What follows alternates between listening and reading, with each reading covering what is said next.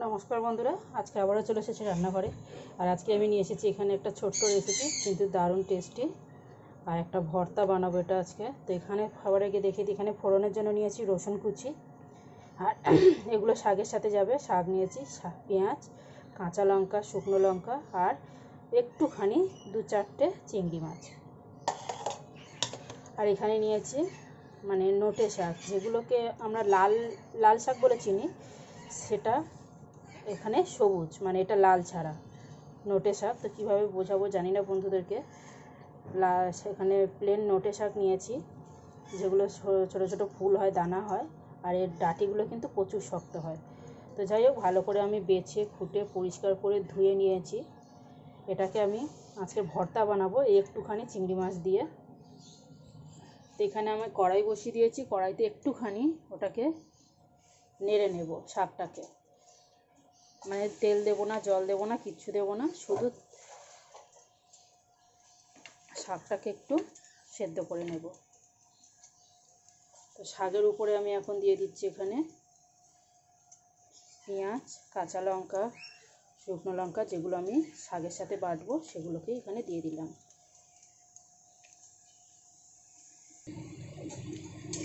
এখানে শাকটা দেখুন ভাজা হয়ে গেছে, সেদ্ধ হয়ে গেছে, কতটা কমেও গেছে। এবার এটাকে নামিয়ে একটু ঠান্ডা করে নেব, নিয়ে মিক্সিতে আমি কাঁচা চিংড়ি মাছটাকে দিয়ে বেটে নেব।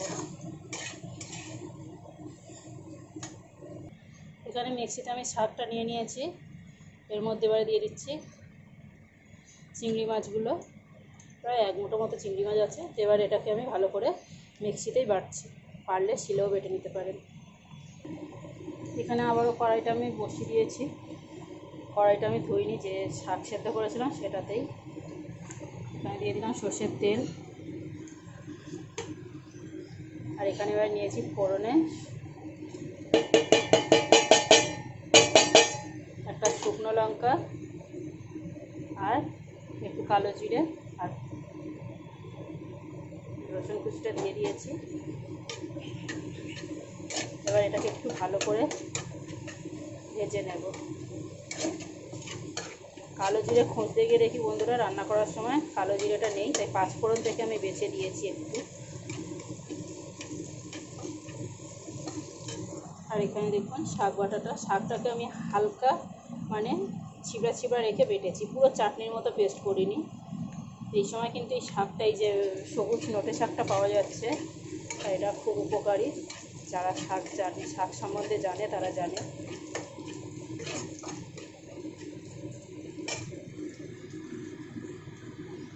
এখানে এবারে আমি দিয়ে দেবো একটু মশলা, 1 চিমটি হলুদ গুঁড়ো, 1 চিমটি লঙ্কার গুঁড়ো,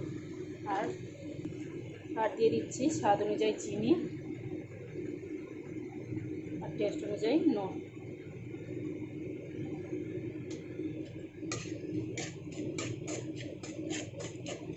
এবার এর মধ্যে আমি শাকটাকে ঢেলে দেব।